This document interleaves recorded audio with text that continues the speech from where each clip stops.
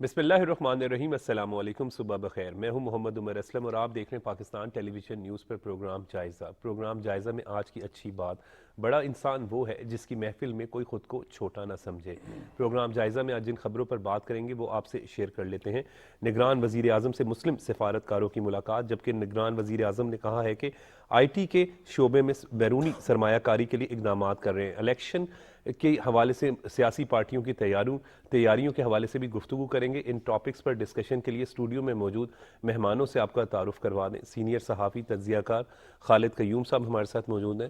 خالد صاحب، آپ کا بہت بہت شکریہ۔ بہت شکریہ۔ سینئر صحافی تجزیہ کار توصیف احمد خان صاحب ہمارے ساتھ موجود ہیں۔ توصیف صاحب، آپ کا بھی بہت بہت شکریہ۔ کل بڑی اہم ملاقات ہوئی نگران وزیر اعظم صاحب کی مسلم ممالک کے جو سفارتکاروں سے، مختلف امور پر تبادلہ خیال ہوا۔ دیکھیے، نگران وزیر اعظم پاکستان انوار الحق کاکڑ نے مشرق وسطیٰ اور شمالی افریقہ کے جو مسلم ممالک ہیں ان کے سفیروں سے ملاقات کی ہے، اور اس ملاقات میں خاص طور پر جو اس وقت غزہ کی صورتحال ہے اس صورتحال کے حوالے سے گفتگو ہوئی، بات چیت ہوئی، اور اس موقع پر وزیر اعظم پاکستان نے پاکستان کا فلسطین کے بارے میں، غزہ کے بارے میں جو واضح موقف ہے اس حوالے سے مسلم سفیروں کو آگاہ کیا۔ آپ جانتے ہیں کہ وزیر اعظم پاکستان نے ہر پلیٹ فارم پر، بین الاقوامی سطح پر بھی پاکستان کا جو فلسطین کے حوالے سے اصولی موقف ہے اس کو ہمیشہ جو ہے وہ واضح کیا ہے، اور خاص طور پر اس وقت جو انسانی حقوق کی خلاف ورزیاں اور بلکہ سنگین خلاف ورزیاں ہیں ان کے حوالے سے بھی وزیر اعظم نے بات کی، اور اس کے ساتھ جو جنگی جرائم اسرائیل کی طرف سے وہاں فلسطین میں کیے جا رہے ہیں ان کے حوالے سے پہلے بھی وزیر اعظم کہہ چکے ہیں کہ بین الاقوامی جو عدالت ہے وہاں پر ان کا جو معاملہ ہے وہ اسرائیل کے خلاف جو ہے وہ اٹھایا جانا چاہیے۔ اور اسی طرح دیکھیے کہ پاکستان کا جو موقف ہے آج بھی وہی موقف ہے جو قائد اعظم محمد علی جناح کا موقف تھا، جو پہلے روز سے فلسطین کے بارے میں پاکستان کا موقف تھا، اس میں کبھی بھی کوئی تبدیلی جو ہے وہ نہیں آئی۔ پاکستان نے ہر سطح پر، ہر موقع پر فلسطینیوں کی جو سیاسی، اخلاقی اور سفارتی حمایت ہے وہ ہمیشہ واضح کیا۔ وزیر اعظم نے یہ بھی واضح کیا کہ جو او آئی سی کا جو پلیٹ فارم ہے اس کے ذریعے مسلم امہ کو جو درپیش مسائل ہیں ان کا جو ہے وہ اجتماعی طور پر جو ہے وہ حل جو ہے وہ نکالنا ہوگا، اور اس میں کوئی شک نہیں کہ او آئی سی کا جو پلیٹ فارم ہے، او آئی سی کے تحت جو سربراہی کانفرنس ہوئی تھی، اس کانفرنس میں ہمارے وزیر اعظم، نگران وزیر اعظم بھی شریک ہوئے تھے، اور پھر اس کانفرنس کے باعث جو ہے ایک دباؤ جو ہے وہ اسرائیل پر بھی آیا تھا، اور جو اسرائیل کے اتحادی ہیں ان پر بھی آیا تھا، جن کے نتیجے میں آپ جانتے ہیں کہ پھر کچھ عرصے کے لیے جنگ بندی بھی ہوئی، لیکن اسرائیل کی طرف سے جو ہے فلسطینیوں کے خلاف جو غزہ کے اندر جو دہشت ہے وہ جاری ہے۔ وہاں پر اب بھی 24 گھنٹوں کے دوران جو ہیں وہ 200 کے قریب جو فلسطینی ہیں ان کو شہید کیا گیا ہے۔ انسانی حقوق کی جو ہے وہ پامالی جو ہے وہ جاری ہے، اور بین الاقوامی برادری جو ہے وہ ہر سطح پر اس حوالے سے نوٹس لے رہی ہے۔ یو این او کی طرف سے بھی نوٹس لیا گیا ہے، لیکن اسرائیل اور ان کے اتحادی جو ہیں وہ ٹس سے مس ہوتے ہوئے دکھائی نہیں دے۔ جی بالکل۔ توصیف صاحب، مسلم دنیا کو درپیش چیلنجز اور اسلامو فوبیا پر بھی تبادلہ خیال ہوا۔ دیکھیں، یہ جو کانفرنس تھی نا یہ لانگ ٹائم ڈیو بھی تھی، یہ شاید اس سے پہلے 2019 یا 20 میں ہوئی ہے، یہ ہر سال تقریباً ہوتی ہے، تو یہ ایک بہت اچھا قدم ہے کہ نگران وزیر اعظم نے اس کو دوبارہ سے انیشیٹ کیا، اور یہ اس وقت بہت ضروری تھا، اور اس میں اسلامو فوبیا کا بھی معاملہ ہے، اور اس کے علاوہ جو کچھ اس وقت مشرق وسطیٰ میں ہو رہا ہے، جو چیلنجز جو ہے پاکستان کو درپیش ہے، مسلم ممالک کو درپیش ہے۔ پاکستان مسلم امہ میں ایک بہت بڑا ملک ہے، آپ اس کے کسی بھی میرٹ پہ دیکھ لیں تو پاکستان کے لیے کافی معاملات جو ہیں ان کو دیکھنا ان کے لیے، پاکستان کے لیے ضروری ہے۔ ایون جہاں یہ مسئلہ درپیش ہوتا ہے وہاں کے لوگ بھی پاکستان سے کچھ نہ کچھ امید رکھتے ہیں، پھر مسلم امہ بھی رکھتی ہے.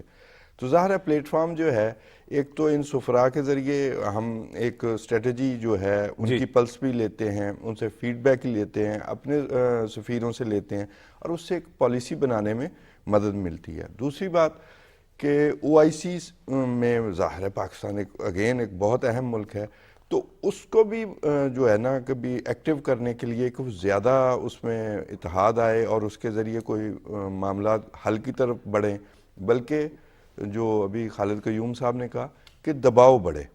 دیکھیں انصاف کی بات یہ ہے کہ یورپین مغرب میں لوگوں نے وہاں بھی باہر نکل کے اس جینوسائیڈ کے خلاف بڑی اچھی آواز اٹھائی ہے پبلک نے. بے شک حکومتیں جو ہیں وہ اس طرح نہیں کر رہی، بلکہ ان کے ذریعے تو ان پر ظلم ہو رہا ہے. یہی کام یہاں پر بھی کرنے کی ضرورت ہے، اور میں کہتا ہوں کہ پاکستان اس معاملے میں مبارکباد کا مستحق ہے. نگران وزیر اعظم مبارکباد کے مستحق ہیں کہ انہوں نے اس معاملے میں لیڈ کیا ہے، ان سفیروں کو اکٹھا کیا، اور اس میں انشاءاللہ کوئی نہ کوئی پالیسی سامنے آئے گی. دیکھیں اس کا بات کا اثر ضرور ہوتا ہے، صحیح، اس بات کا ظالم پہ اثر ضرور ہوگا کہ کچھ ممالک نے وہ مل کے مسلم امہ کے ممالک نے اس پہ قرارداد مذمت پیش کی یا اس کے لیے کوئی لائحہ عمل ترتیب دیا. اب بھی تو جو مذاکرات بھی ہو رہے ہیں سیز فائر کے لیے یا معاملات کے لیے، تو اس میں بھی اسی OIC کے ہی ممبر ممالک ہیں نا. تو اس میں اس پلڑے میں اگر ہم وزن ڈال دیں گے تو وہ زیادہ طاقت سے زیادہ ان جو فلسطینی مظلوم ہیں ان کے ساتھ ہم ایک طرح کی ہمدردی بھی کریں گے اور ان کی مدد بھی کریں گے. بالکل، اس کے علاوہ تو کوئی اور حل نہیں ہو سکتا. اور بالکل ٹھیک کہہ رہے ہیں، پاکستان کی ایک اپنی بڑی امپورٹنس ظاہر ہے جی، پاکستان 25 کروڑ کا ایک اٹامک نیوکلیئر پاور ہے. الحمدللہ. تو یہ میں کہتا ہوں اب جتنی دفعہ بھی شکر کریں کم ہے. بالکل ٹھیک کہہ رہے ہیں. نگران وزیر اعظم صاحب کی زیر صدارت ایک اہم اجلاس بھی ہوا، ان کا IT کے شعبے پر بڑا فوکس کریں گے. اچھی بات ہے کیونکہ موجودہ دور بھی جو ہے وہ IT کا ہی ہے. دیکھیے کہ آپ جانتے ہیں کہ پاکستان کی سیاسی اور عسکری قیادت نے جس طرح special investment facilitation council SIFC کا جو ادارہ جو ہے وہ قائم کیا گیا، اور اس کے تحت جو بیرون ممالک سے غیر ملکی سرمایہ کاری جو ہے پاکستان لانے کا $100 ارب کا جو ہے وہ ہدف سامنے آیا، تو اس حوالے سے اس میں جو ہے وہ سر فہرست جن 4 شعبوں کا غیر ملکی سرمایہ کاری کے لیے چناؤ کیا گیا، ان میں ایک سب سے اہم جو شعبہ تھا وہ IT کا شعبہ تھا. اور IT کے شعبے کے اندر جو ہے وہ باہر سے بیرون ممالک سے جو سرمایہ کاری ہے ایک طرف تو اس کو لایا جائے گا. کل کے اجلاس میں یہ بھی کہا گیا کہ IT کے حوالے سے جو ماہرین کو پاکستان کی طرف راغب کرنے کے لیے پالیسیاں بنانے کی ہدایت کی گئی. یہ اچھا انیشیٹو ہے نگران وزیر اعظم کی. دیکھیے نگران وزیر اعظم کے ساتھ ان کی ٹیم کے اندر جو ہے وہ IT کے ایک انتہائی پروفیشنل جو ہیں عمر سیف، آپ ان کو بہت جانتے ہیں. پنجاب میں انہوں نے بڑے زبردست اور کام کیا ہے، ڈیلیور کرنے والے انسان. یہ جو عرفہ کریم ٹاور کے اندر جو IT یونیورسٹی ہے اور IT کا جو ادارہ ہے، پنجاب انفارمیشن ٹیکنالوجی بورڈ کا جو ادارہ ہے، اس کے بھی وہ سربراہ رہ چکے ہیں. اور اس حوالے سے بڑے ان کے صوبے کے اندر بھی جو انیشیٹوز تھے، اب پنجاب کے بعد ان کو وفاق کے اندر کام کرنے کا موقع ملا ہے، تو وہاں پر بھی وہ IT کے فروغ کے لیے IT کے حوالے سے IT کے میں جو سرمایہ کاری لانے کے لیے جو اقدامات ہیں ان پر جو ہیں وہ کام کر رہے ہیں. اور اس حوالے سے یہ بھی میں آپ کو بتاؤں کہ جو IT کا شعبہ ہے اس کے اندر پاکستان میں بڑا پوٹینشل ہے.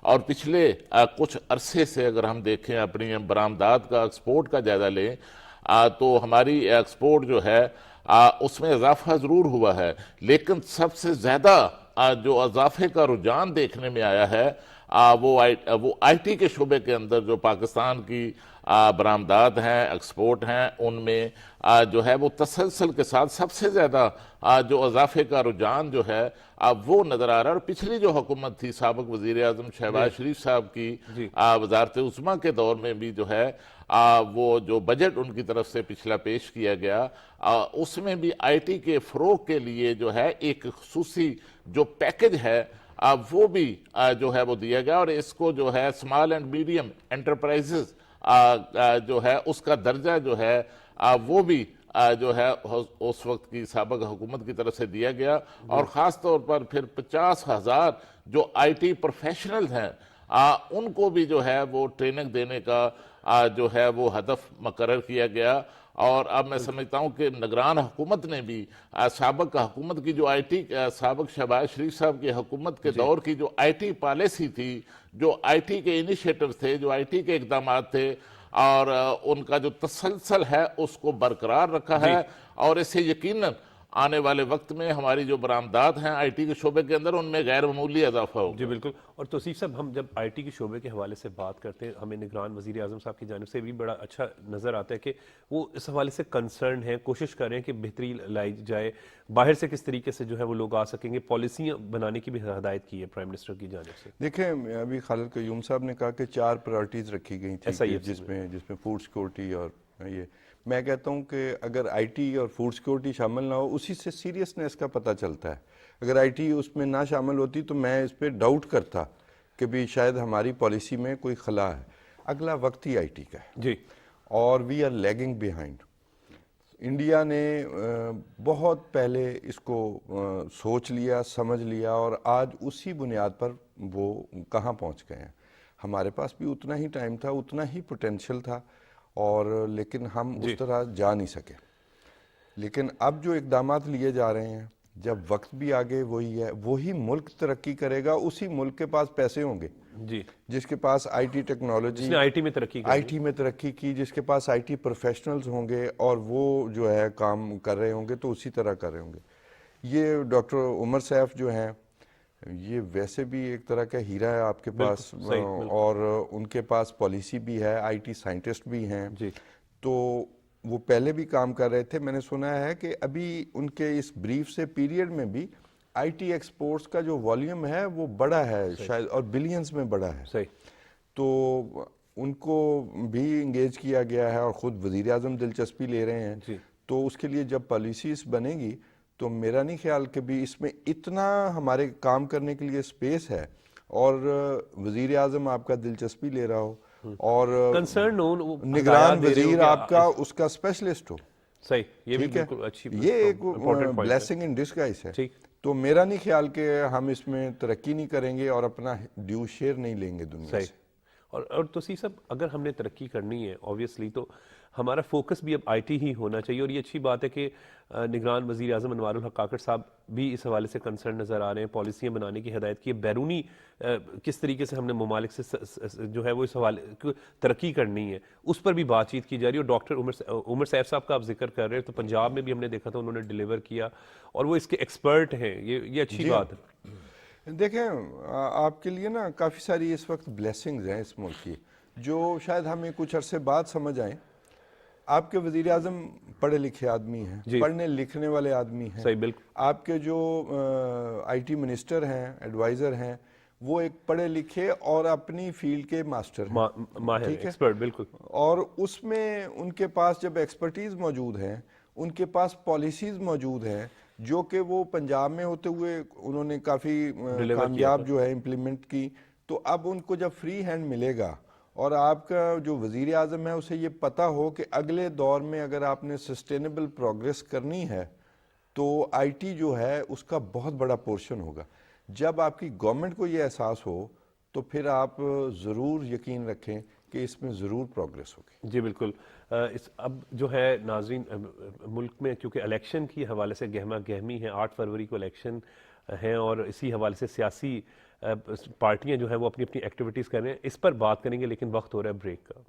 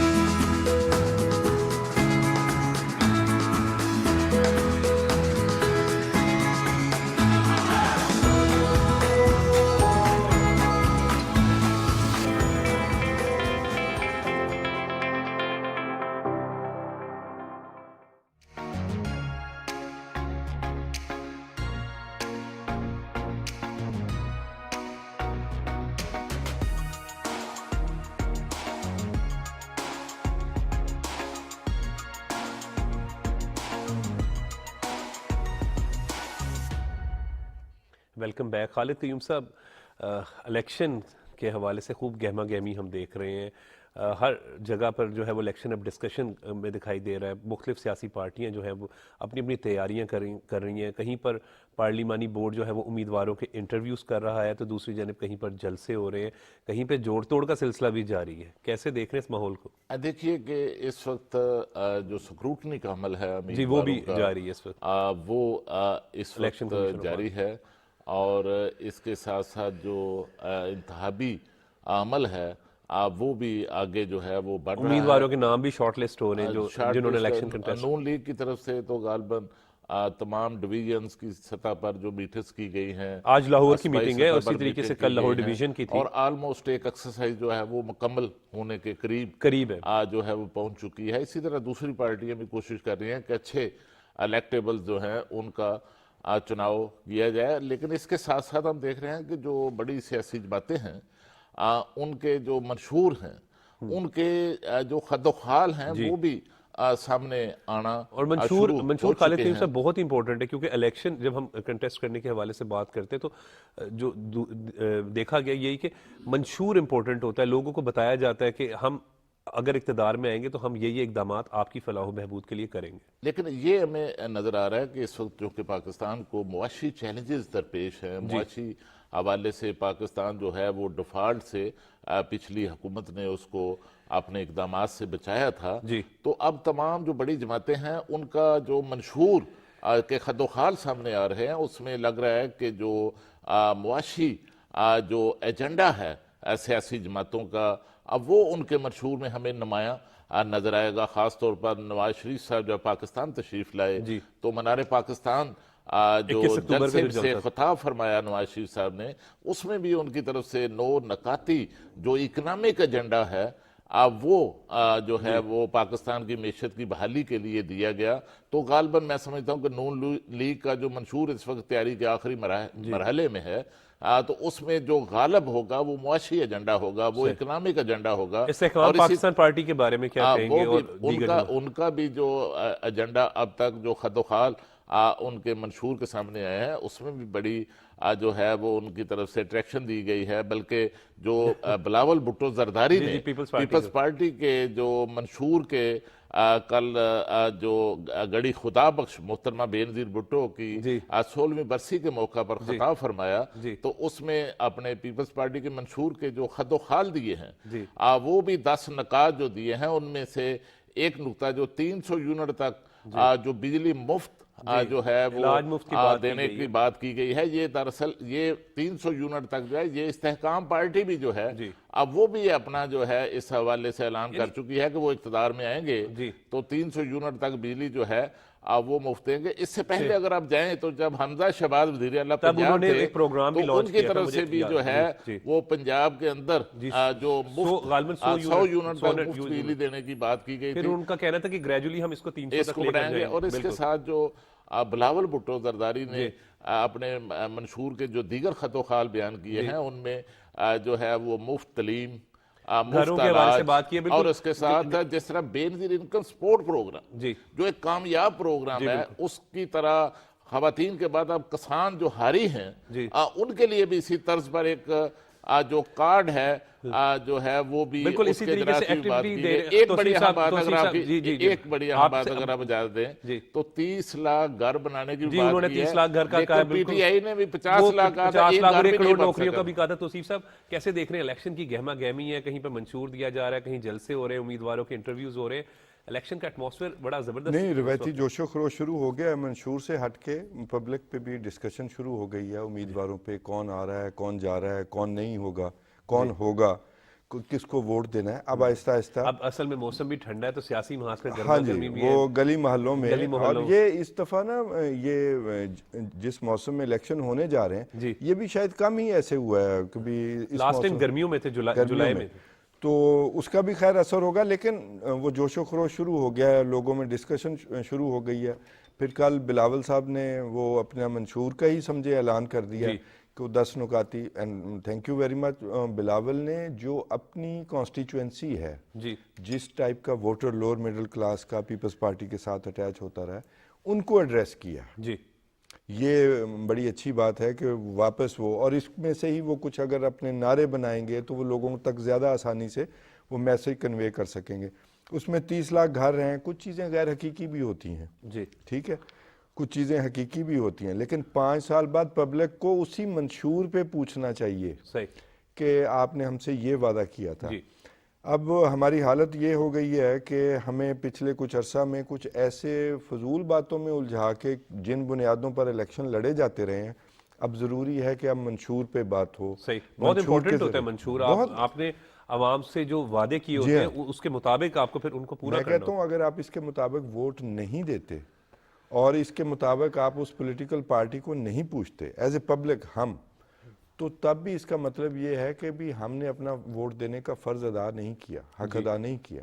ایسے ہی نون لیگ ہے، نون لیگ نے کل میرا خیال کل کی بات ہے مخدوم فیصل صالح حیات کل گئے تھے، وہ بھی شہباز شامل شریف ہو صاحب گئے گئے ہیں، تھے وہاں پر اور جھنگ میں، ضلع وہاں جھنگ پہ کی رانا ثناء اللہ صاحب تھے، رانا ثناء اللہ صاحب بھی ساتھ ہی تھے تو ان سے ملاقات کی. بالکل سیاست جو ہے وہ ایک دم پلٹ کے رکھ دی ہے. جی اب میرا خیال ہے کہ بھی وہ ادھر سے دوسرا جو گروپ ہے وہ اب دوسری طرف چلا جائے گا. تو اس طرح معاملات چل رہے ہیں، اور میرا خیال ہے کہ بھی دونوں گروپوں کی نون لیگ کے ساتھ بات چیت چل رہی تھی تو تو اب یہ کامیاب تو جو ہیں یہ تو فیصل صالح حیات اصل میں کا. ہاں یہ تو جوڑ توڑ ہے نا. خالد یہ قیوم صاحب 3 گروپ تھے نا. گروپ تو ایک تو بیگم عابدہ حسین کا گھر ہو گیا، وہ ایک سلطان باہو والی فیملی ہو گئی، اور ایک سید فیصل صالح حیات. تو یہ میرا خیال غلام بی بی بروانہ بھی وہاں ہاں پر، بھروانہ اور یہ سلطان باہو کا جو خاندان ہے ان کا اصل بھی میں اب ہم اوور آل بھی بات کریں تو یہ سیاست جو ہے، یہ اگر ہم اس وقت صورتحال کو دیکھیں تو یہ جوڑ توڑ کے سلسلے بھی شروع ہو جاتے ہیں. جی ہاں، کہیں پہ سیاسی اتحاد ہو رہا ہوتا ہے، سیٹ ایڈجسٹمنٹ کے حوالے سے بھی بات کر رہے ہوتے ہیں. تو یہ تو ایک سیاست کا حصہ ہے. ہاں جی بالکل ایسے ہی ہے، اور یہ ہوتا رہتا ہے. یہ وہاں کے انتخابی سٹالوارٹس ہیں یہ تمام لوگ. اگر آپ یہ کہیں کہ بھی سالوں سے نہیں صدیوں سے یہ لوگ وہاں پر یہی لوگ الیکشن لڑتے ہیں، ایک سائڈ سے یا دوسری سائڈ سے. خالد قیوم صاحب کہہ رہے ہیں کہ تینوں گروپس کا اگر ہو رہا ہے تو نون لیگ کیسے ایڈجسٹ کرے گی یہ مجھے نہیں پتا. میں کہہ رہا ہوں بات چیت تو دیکھیں، یہ بات چیت پر بات ہو رہی ہے. لیکن فیصل صالح حیات کے بارے میں مہینہ 1.5 مہینہ پہلے سے ہی سننے میں آ رہا تھا. تو خیر ایک اچھا انہوں نے مطلب کم از کم اور یہ بھی ایک ڈیولپمنٹ ہے کریٹ کی عمر صاحب کے جو ضمنی انتخابات ہوئے تھے 25-22 حلقوں کے، جی جی وہاں پر جو جنگ کے اندر اس وقت الیکشن ہوا تھا، ضمنی الیکشن، اس میں بھی فیصل صالح حیات نے نون لیگ کے امیدواروں کو سپورٹ کیا تھا. اچھا کیسے دیکھ رہے ہیں M Q M J U I کی سیاست کو اور جو دیگر سیاسی جماعتیں ان کو؟ دیکھیے میں آپ کو بتاؤں کہ جے یو آئی کا ایک بڑا رول ہے وہاں پر کے پی کے اندر، خیبر پختونخوا کے اندر، بلوچستان کے اندر، حتیٰ کہ میں بتاؤں کہ کراچی اور سندھ کے انٹیریئر سندھ میں بھی جے یو آئی کا جو ہے وہ بڑا ایک ووٹ بینک ہے. اور ساؤتھ پنجاب کے کچھ اضلاع، ڈیرہ غازی خان ڈویژن اور باقی یہ جو ملتان اور گردونواں میں، وہاں پر بھی جے یو آئی کا جو ہے ایک ووٹ بینک ہے. اور جے یو آئی اب یہی چاہتی ہے کہ ان کی کے پی کے اندر خاص طور پر دیگر جو جماعتیں ہیں جن میں مسلم لیگ نون ہے، اے این پی ہے اور ان پیپلز پارٹی ہے، اپنی ہم خیال جماعتوں کے ساتھ وہ کوئی سیٹ ایڈجسٹمنٹ کے لیے بھی ان کے مذاکرات جو ہیں وہ چل رہے ہیں. اور اسی طرح کراچی کے اندر جو ہے وہ ایم کیو ایم کے جو معاملات ہیں وہ نون لیگ کے ساتھ بھی چل رہے ہیں اور باقی جو ان کی ہم خیال جماعتیں ہیں ان کے ساتھ بھی چل رہے ہیں. بات چیت جو سیٹ ایڈجسٹمنٹ کا معاملہ ہے اس پر تو پنجاب میں استحکام پارٹی کے ساتھ بھی نون لیگ کی چل رہی ہے، کاف لیگ کے ساتھ بھی چل رہی ہے، لیکن ابھی تک کسی بھی سطح پر اور کسی بھی جماعت کی جو سیٹ ایڈجسٹمنٹ ہے وہ سرے نہیں چڑھ سکتی، پایہ تکمیل تک نہیں پہنچ سکتی. مسلم لیگ کاف کے ساتھ بھی جو ہے وہ گفتگو ہوتی رہی، اسی طریقے سے مختلف پارٹیوں کی آپس میں ملاقات ہو رہی. سیاست کا ایک حسن ہے. جی بالکل حسن ہے، اور یہ تو ہونا بھی چاہیے. دیکھیں سیاستدان جو ہے نا وہ اپنی انگیجمنٹ نہیں چھوڑتا، چاہے وہ ایک دوسرے سے مخالف الیکشن بھی لڑ رہا ہو نا، تو سیاستدان وہی ہے جس کی انگیجمنٹ رہتی. اس نے کہیں نہ کہیں ایک دوسرے کی بات ماننی ہے، گفتگو کرنی ہے، منوانی ہے. آپ کے لیے سب سے بڑی اگزامپل جو ہے اس ملک کے لیے 73 کا کانسٹیٹیوشن ہے. آخر کار بہت سارے لوگ مان نہیں رہے تھے اور آخر کار تمام لوگ اکٹھے ہو گئے اور وہ ایک کانسٹیٹیوشن پر متفق ہو گئے. تو یہ سیاستدان ہی یہ کمال کر کے دکھا سکتے ہیں. اس کے ساتھ 18ویں ترمیم. جی ہاں 18ویں ترمیم. اب نون لیگ کا ایشو یہ ہے، نون لیگ ایک بڑی پارٹی ہے، سب لوگ اس سے اٹیچ ہونا چاہتے ہیں. تو اس کے لیے زیادہ مجبوریاں بھی اسی کے لیے ہیں صحیح. کہ کس کو کہاں ایڈجسٹ کیا جائے. میرا خیال ہے کاف لیگ کو جو 2 سے 3 سیٹیں ہیں، ایک طارق بشیر چیمہ والی سیٹ، جی. اس پہ انہیں سگنل گرین مل چکا ہے. جو 2 شاید سیٹیں ہیں گجرات میں، اس پہ بھی گرین سگنل مل چکا ہے. جی. استحکام پارٹی جو ہے وہ میرا خیال ہے 3-4 سیٹیں، جہانگیر ترین کی بھی شاید گرین سگنل ہو چکا ہے جس سیٹ پہ انہوں نے کاغذات جمع کروائے ہیں. باقی جہانگیر ترین نے جس حلقے سے کاغذ جمع کرائے وہاں نون لیگ کے پاس جو ہے عبد الرحمان کانجو، وہ بڑا مضبوط عبدالرحمان کانجو وہ تو آزاد بھی مطلب ان کے فیصلہ لیکن میں جہانگیر ترین جو ہیں ضلع لودھرا میں الیکٹیبل کہلائے ہی نہیں جاتے. ٹھیک. جب جہانگیر ترین منسٹر بنے تھے وزیر پیداوار، تو وہ مخدوم احمد محمود کی چھوڑی ہوئی سیٹ سے صادق آباد سے منسٹر بنے. اچھا. تو یہاں پر جب تک کوئی پاپولر پارٹی ان کے پیچھے نہ ہو، وہ پہلے پی ٹی آئی میں ہوتے تھے، تو تب بھی وہ الیکشن نہیں نکال سکے تھے ایک دفعہ. تو وہ پاپولر ووٹ ان کے ساتھ نہ ہو تو وہ اس طرح عبد الرحمان کانجو کی طرح، صدیق خان بلوچ کی طرح وہ ویسے الیکٹیبل نہیں. جنوبی پنجاب کی سیاست ایک اور نشست پر ملتان سے بھی جہانگیر خان ترین نے کاغذات نامزدگی جمع کروائی. جنوبی پنجاب کی سیاست کو کیسے دیکھ رہے ہیں؟ کیونکہ بڑا اہم ہے پنجاب کی سیاست، یہ پاکستان کی سیاست. جنوبی پنجاب کی سیاست جی واپس ہو گئی ہے. اچھا. جدھر سے آئی تھی وہیں چلی گئی ہے. صحیح. اور وہاں پر نون لیگ اور پیپلز پارٹی میں مقابلہ ہوگا. ٹھیک. جو اسپیشلی بالکل ڈیپ ساؤتھ ہے نا، لائک رحیم یار خان، مظفر گڑھ، یہ جو 2-3 اضلاع، اور بہاولپور کا جو ایریا ہے، احمد پوریس جو ہے، تحصیل احمد پوریس، اس میں پیپلز پارٹی اور مسلم لیگ نون کا مقابلہ ہوگا. ٹھیک. اس سے آگے پھر باقی پارٹیاں ہیں. ملتان میں جو ہے پیپلز پارٹی ہے، پیپلز پارٹی 2 سیٹوں پہ بڑے مضبوط امیدوار لائے گی. نون لیگ کا وہاں پر ہے، پی ٹی آئی کا مقابلہ ہوگا. لیکن ابھی خالد قیوم صاحب نے بات کی جے یو آئی ایف کی، یہ بڑی انٹرسٹنگ بات ہے ان کی. جے یو آئی ایف کے پاس ہر تحصیل میں، ہر کانسٹیچوئنسی میں ووٹس کی پاکٹ موجود ہے. جماعت اسلامی بھی نہیں، Jamaat Islami with the passage of time نا، وہ جو ایک ووٹ بینک خاص رکھتی تھی نا، آفٹر 90 الیکشن، میرا خیال اگر یہ میری تصحیح کر سکیں، جب انہوں نے مسلم لیگ سے علیحدہ ہو گئے اور اس کے بعد انہوں نے، تو اب جماعت اسلامی سے بڑی پارٹی ہے. جے یو آئی ایف بڑی پارٹی ہے، اس میں ماننے میں کوئی شک نہیں، اسپیشلی کے پی میں اور بلوچستان میں.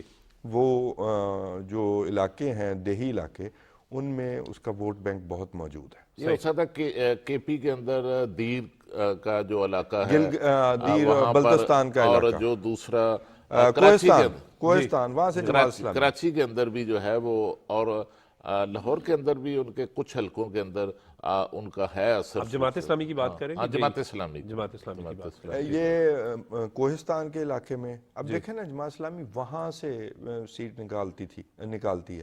اور جبکہ جماعت اسلامی کے بارے میں جو پرسیپشن تھی کہ یہ پڑھے لکھے لوگوں کی جماعت ہے، پروفیسرز، ڈاکٹرز، لیکن یہ ایک ڈکلائن آیا ہے with the passage of time. Jamaat Islami کے بھی ہر پارٹی کے اپنے اپنے فالوورز موجود ہوتے ہیں. نہیں، فالوورز موجود ہیں. وہ جو سیٹیں کراچی سے نکالتی تھی، یا یہاں بھی اگر 10,000 ووٹ ہے تو آپ اس کا جو ووٹ بینک تھا نا، وہ انتہائی پڑھے لکھے لوگوں کا ہوتا تھا. اچھا عمر صاحب، ایک بڑی توصیف صاحب دلچسپ آپ نے دیکھی ہوگی بات، کہ تمام جماعتیں آپس میں کسی نہ کسی سطح پر سیٹ ایڈجسٹمنٹ کر رہی ہیں، لیکن پی ٹی آئی کے ساتھ کوئی جماعت جو ہے وہ سیٹ ایڈجسٹمنٹ کے لیے کسی جماعت کی کوئی بات چیت نہیں چل رہی.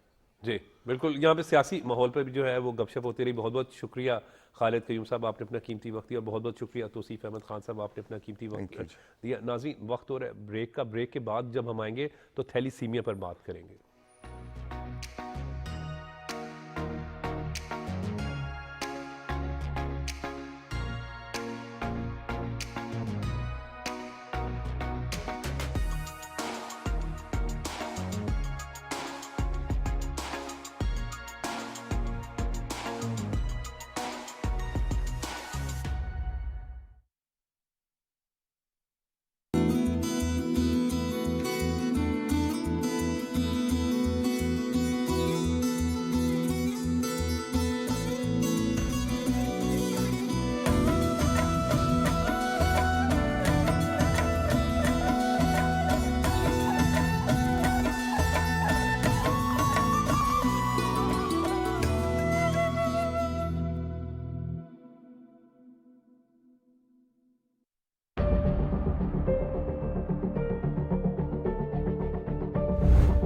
हुकूमत पाकिस्तान ने कश्मीरी भाइयों की सियासी, सिफारती और अखलाकी हिमायत का इआदा किया है। पाकिस्तान जम्मू कश्मीर के तनाज़े के अक़वाम मुत्तहिदा की करारदादों के मुताबिक हल की हिमायत करता है। पाकिस्तान के दफ्तर ख़ारजा की तर्जुमान ने मकबूजा जम्मू कश्मीर में भारतीय फ़ौजियों को इंसानी हकूक़ की पामालियों पर हासिल इस्तस्ना पर तशवीश का इजहार किया है। दफ्तर ख़ारजा की तर्जुमान ने कहा कि भारतीय हुक्काम कश्मीरियों को हक़ खुद इरादियत के मुतालबे की सज़ा देने के लिए उनकी जायदादें ज़ब्त कर रहे हैं। दफ्तर ख़ारजा ने कश्मीरियों की जायदादों की ज़ब्ती को भारतीय हथकंडों की एक बदतरीन शक्ल करार दिया है।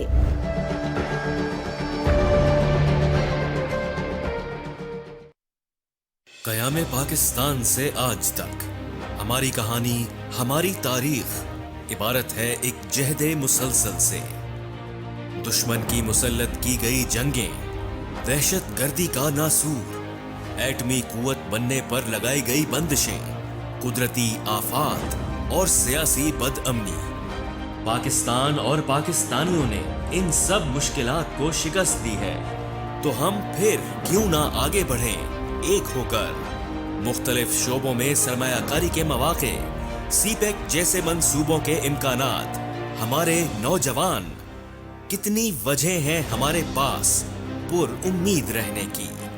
आए मिलकर उम्मीद के दिए जलाएं रोशन मुस्तकबिल के लिए। Believe in yourself, believe in Pakistan.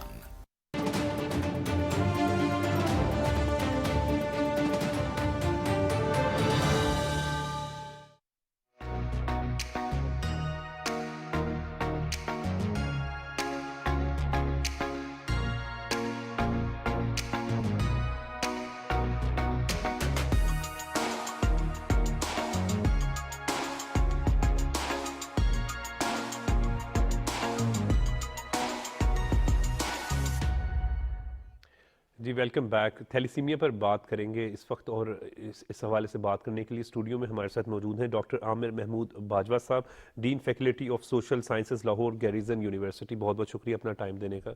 उनके साथ मौजूद हैं डॉक्टर हुसैन जाफरी साहब। डॉक्टर साहब आपका भी बहुत बहुत शुक्रिया टाइम देने के लिए। डॉक्टर साहब, थैलीसीमिया के हवाले से हम जब बात करते हैं, आपसे शुरू करते हैं डॉक्टर साहब, तो इसके हवाले से ज़रा आगाही के लिए बताइएगा, ये है क्या? जी, थैलेसीमिया जो है एक मौरूसी बीमारी है, और इसमें होता ये है कि बच्चा जब पैदा होता है उसकी पैदाइश के बाद उसके लाल खून के ज़र्रे जो हैं, जो रेड ब्लड सेल्स हैं, वो नहीं बना पाता, और उसकी वजह से उसके अंदर खून की कमी का शिकार हो जाता है बच्चा, और फिर उसको सारी ज़िंदगी हमें बाहर से ब्लड लगाना पड़ता है टू सर्वाइव। तो एक मौरूसी बीमारी है जो पैदाइश के फ़ौरन बाद उसका जो मैनिफेस्टेशन होती है वो हो जाती है। ठीक। और डॉक्टर साहब, इसमें ब्लड खून की बोतलें भी लगती हैं?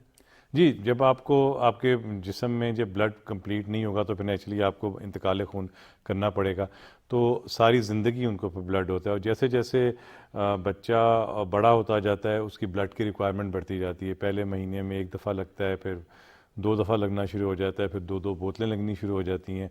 तो जैसे जैसे बच्चे का जिस्म और इंसान का जिस्म बढ़ता है, वैसे वैसे ब्लड की जो रिक्वायरमेंट है वो भी बढ़ती जाती है। जी बिल्कुल। और डॉक्टर आमिर महमूद बाजवा साहब, थैलीसीमिया के हवाले से जब बात करें, ब्लड जो होता है, बाज़-औक़ात कुछ लोगों के नेगेटिव ब्लड्स भी होते हैं, लाइक ए नेगेटिव होने, अरेंज करने में भी बड़ी प्रॉब्लम होती होगी। जी, यकीनन उसके अरेंज करने में प्रॉब्लम तो होती है, और उसको अरेंजमेंट के लिए हुकूमती वसाइल जो हैं वो भी बहुत ज़्यादा दरकार होते हैं।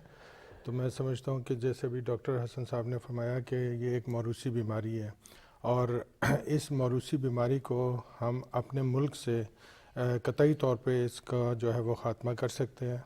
वो किस तरह से कि अगर हम आम लोगों के अंदर ये शऊर और आगाही पैदा कर दें कि ये वो बीमारी है कि जिससे आप अगर इसके बारे में थोड़ा बहुत भी इल्म रखते हैं तो आप इससे अपने आप को बचा सकते हैं, और अपनी जो एक अज़दवाजी ज़िंदगी के बाद आपकी जो फैमिली लाइफ होती है, जो आपके बच्चे होते हैं, उनको भी इस मौजी मर्ज़ से जो है वो आप बचा सकते हैं। सही। ये बात तयशुदा है कि किसी भी मुआशरे में उस वक्त तक तरक्की पसंदाना मुआशरा वो जो है वो तश्कील नहीं पाता जब तक उस मुआशरे में आप समाजी तब्दीली जो है वो नहीं लेकर के आते। सही। तो इसी चीज़ को मद्देनज़र रखते हुए जो डॉक्टर हसन साहब हैं, जो कि डायरेक्टर जनरल हैं thalassaemia research institute of Punjab के, उन्होंने लाहौर गैरिसन यूनिवर्सिटी के साथ एक MOU साइन किया है, जिसमें हम ये करेंगे कि वहाँ पे एक कैंप जो है पूरा बड़ा एक वसी पैमाने पर कैंप लगाएंगे, और जितने भी यूनिवर्सिटी के तलबा व तलबात हैं उनका ये बड़ा अच्छा इनिशिएटिव है। इसका मतलब अवेयरनेस वगैरह और आगाही बहुत ज़रूरी है। आगाही बहुत ज़रूरी है, इस हद तक ज़रूरी है कि अगर हम अपनी पूरी कौम को, बिलखुसूस जो हमारी नौजवान नस्ल है, अगर उसको हम मुकम्मल तौर पे इससे आगाह कर दें तो आप यकीन करें कि हम अपने पूरे मुआशरे से, अपने मुल्क से इस मूजी मर्ज से जो है वो निजात पा सकते हैं। तरक्की याफ्ता ममालिक ने इस बीमारी पे 100% जो है वो काबू पा लिया सिर्फ अवेयरनेस की वजह से। बिल्कुल, और आगाही बड़ी ज़रूरी होती है। और डॉक्टर साहब ये बिल्कुल ठीक कह रहे हैं कि आपने ये जो यूनिवर्सिटी के साथ इस तरह के एग्रीमेंट करें स्टूडेंट्स को, क्योंकि स्टूडेंट्स जो है वो मुल्क का जो है वो प्रेजेंट भी होते हैं और मुस्तकबिल भी होते हैं, वही फिर अवेयरनेस अपने घरों में जाकर देते हैं। तो ये बड़े अच्छा इनिशिएटिव है आपकी जानिब से। जी, हम बहुत शुक्रगुजार हैं लाहौर गैरिसन यूनिवर्सिटी के, ख़ास तौर पर डॉक्टर बाजवा और स्पेशली VC साहब के, वाइस चांसलर साहब के, कि उन्होंने हमारे साथ ये MOU साइन किया है। हमारा जो इदारा है उसका नाम है Punjab thalassaemia and other genetic disorder prevention and research institute. तो हम थैलेसीमिया पे हमने, हुकूमत पंजाब ने ये काम शुरू किया था और अब बाकी जेनेटिक डिसऑर्डर्स की तरफ भी मूव कर रहे हैं। और जैसे अभी डॉक्टर बाजवा ने बताया कि जो अवेयरनेस है और जो एजुकेशन है स्टूडेंट्स की, ख़ास तौर पे कम्युनिटी की, वो इसमें बहुत नहायत अहम किरदार अदा करती है। मैं आपको थोड़ा सा ज़रा ये बता दूं कि अवेयरनेस से क्या होगा। जी प्लीज। बेसिकली मैंने आपको बताया कि ये एक मौरूसी बीमारी है। इसमें होता ये है कि जो माँ बाप इस बच्चे के होते हैं वो इस बीमारी के कैरियर्स होते हैं।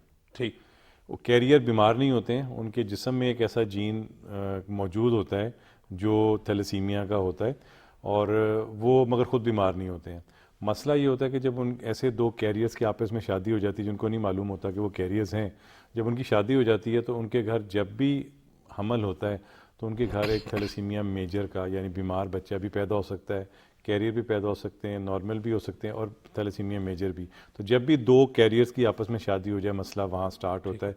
हर हमल में 25% चांस होता है कि उनके घर एक थैलेसीमिया मेजर का बच्चा पैदा हो। किस तरीके से मालूम होगा कि जो बच्चे में है, जब ड्यूरिंग जिस तरीके से आप बात करें कि एक्सपेक्ट कर रहे होते हैं तो होता है, किस तरह से मालूम कर किया जा सकता है कि बचा जा सकता है, वो अवेयरनेस किस तरीके से? जी, वही मैं आपको बता रहा था कि जब इसका मतलब है कि अगर हम कैरियर्स को आइडेंटिफाई कर लें जी कि भाई ये कैरियर है, तो जब वो अपनी शादी कर रहे हों तो वो देख लें कि जिसके साथ शादी कर रहे हैं वो भी कैरियर तो नहीं है जी, ताकि पहली तो चॉइस यही हो कि अगर अवॉइड हो सकती है ऐसी शादी तो वो अवॉइड कर दी जाए। मगर अगर नहीं भी अवॉइड हो सकती तो हमारे पास फिर हमल के दौरान ये भी इसका टेस्ट कैसे जी कैरियर का टेस्ट जो है वो एक सिंपल ब्लड टेस्ट है, बिल्कुल सिंपल। जिस तरह आप थोड़ा सा 2 cc ब्लड लेते हैं उस तरह हम एक ब्लड लेते हैं और हमें पता चल जाता है। तो अभी जब लाहौर गैरिसन यूनिवर्सिटी के साथ भी हमारा जो कैंपेन चल रही है वो बेसिकली यही है कि यूथ है जो आगे के अपने फ्यूचर के जो पेरेंट्स हैं उन सब की हम स्क्रीनिंग कर दें, और वो जब स्क्रीनिंग हो जाएगी तो हर आदमी को पता होगा कि भाई मैं कैरियर हूँ या मैं कैरियर नहीं हूँ। तो कैरियर की जो शरह तनासब है थैलेसीमिया की वो पाकिस्तान में तकरीबन 6% है। 6% जी, यानी इसका मतलब है कि पाकिस्तान की आबादी के 6% जो है वो थैलेसीमिया के कैरियर्स हैं, और 99.9% को मालूम ही नहीं है कि वो कैरियर्स हैं। और इसी वजह से फिर एक्चुअली अवेयरनेस बड़ी इंपॉर्टेंट चीज़ होती है, आगाही जिसको हम कहते हैं। तो वो लोग आगाह होंगे कि भाई हमें अपना टेस्ट करवाना चाहिए तो जब ही वो करवा सकते हैं, अदरवाइज तो वो एक बिल्कुल हेल्दी इंडिविजुअल, उनको पता ही नहीं है। और प्रॉब्लम जब स्टार्ट होती है, जब शादी हो जाती है, जब बच्चा होता है, जब बच्चा बीमार होता है, फिर उसको वो लेके भागते हैं और जाके फिर कहीं पता प्रॉब्लम में और ये ब्लड मिलता ही नहीं है ना जी। आपके मुल्क में को ब्लड देने को लोग नहीं करते, और जितना ब्लड इकट्ठा होता है, जैसा अभी डॉक्टर बाजवा ने भी कहा, तकरीबन 1/3 ऑफ द ब्लड कलेक्टेड वो सिर्फ थैलेसीमिया की ट्रीटमेंट के ऊपर खर्च हो रहा है जाता है, और उस पर हुकूमती वसाइल जो हैं वो बहुत ज़्यादा खर्च होते हैं। सही। देखिए, मेरा मानना ये है कि किसी भी मुआशरे के अंदर जो मुआशरती बुराइयां होती हैं वो उस मुआशरे का मजबूरी तौर पे एक जो फरसूदा सोच और रवायात का हामिल होना है یہ بہت بڑا جو ہے ایک ایلیمنٹ ہے جو اس معاشرے میں معاشرتی جو برائیاں ہیں ان کو جو ہے وہ نہ صرف اجاگر کرتا ہے بلکہ مزید پنپنے میں بہت زیادہ مدد بھی فراہم کرتا ہے. تو اس کا صرف اور صرف ایک ہی حل ہے کہ جب تک ہم اس معاشرے کے اندر سماجی تبدیلی نہیں لائیں گے. سماجی تبدیلی سے یہ مراد ہے کہ وہاں کے اس معاشرے کے جو رہنے والے لوگ ہیں, اس سماج کے جو رہنے والے لوگ ہیں, ان کی جو فرسودہ سوچ ہے, جو دقیانوسی سوچ ہے, اس کو کیسے ختم کیا جائے جی اور ان کے اندر ایک نئی سوچ جی جو ہے وہ کیسے جو ہے ان کو اس طرف راغب کیا جائے کہ وہ ایک نئی سوچ کو جو ہے وہ اپنائیں, ایک جدید سوچ جو ہے وہ اپنے اندر ذہنوں میں ڈالیں اور اس کو لے کر کے وہ جو پرانی روایات ہیں یعنی کہ ان کو وہ ختم کریں. تو جب ہمارے معاشرے کے اندر سے جو پرانی روایات ہیں, جو فرسودہ روایات ہیں جن کا نہ کوئی دین سے تعلق ہے کسی بھی حوالے سے, نہ ہی سماج اس کی کسی بھی طریقے سے اجازت دیتا, وہ اب تک ہمارے معاشرے میں جو ہے وہ پنپ رہی ہیں, تو وہ صرف اور صرف جو ہے وہ لوگوں کے اندر بالخصوص نوجوان نسل کے اندر شعور اور آگہی کی وجہ سے جو ہے وہ ہم یہ چیز جو ہے وہ ختم کر سکتے ہیں. اچھا, آگاہی کے بارے میں جب ہم بات کریں, دیکھنے والوں کے لیے میں بات کر رہا ہوں اور اپنے لیے بھی, کہ کس طریقے سے معلوم ہو سکتا ہے کہ کیریئر ہے, یعنی کوئی طبیعت کی خرابی میں آپ جس طرح بھی ٹیسٹ کا کروا رہے ہیں, ہمارے عموماً دیکھا گیا کہ ہم لوگ میڈیکل ٹیسٹ جو ہے وہ بڑے کم کرواتے ہیں, تو یہ کس طریقے سے معلوم انسان کو فیل ہونا شروع ہوتا ہے کہ یہ اس طرف جو ہے وہ تھیلیسیمیا کی طرف ہے یا کیریئر ہے وہ اس کا؟